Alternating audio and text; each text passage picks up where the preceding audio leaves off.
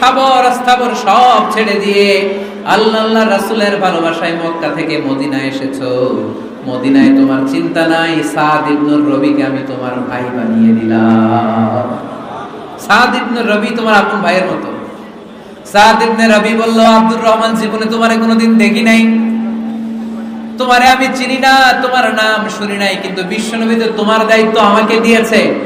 আমার যে বড় ধনী এই মদিনার মধ্যে দ্বিতীয় কেউ নাই। আজ থেকে তুমি আমার ভাই, আজ থেকে তুমি আমার কি। আল্লাহ আমাকে যত সম্পত্তি দান করেছে তার অর্ধেক সম্পত্তি আমি তোমার নামে দিয়ে দিলাম। ও আব্দুর রহমান ইবনে আওফ, শুধু তাই নয়, রব্বুল আলামিন আমাকে দুইজন স্ত্রী দিয়েছে। কয়জন?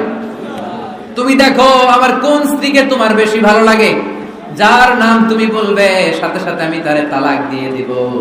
তার ইদ্দত পালন শেষে তুমি তাকে বিয়ে করে তোমার সাথে নিয়ে যাবা। সুবহানাল্লাহ।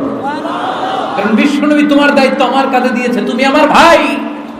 আমি মদিনার সবচেয়ে বড় ধনী, আমার অর্ধেক সম্পদ আমি তোমারে দিয়ে দিব। আমার দুই স্ত্রীর এক স্ত্রীকে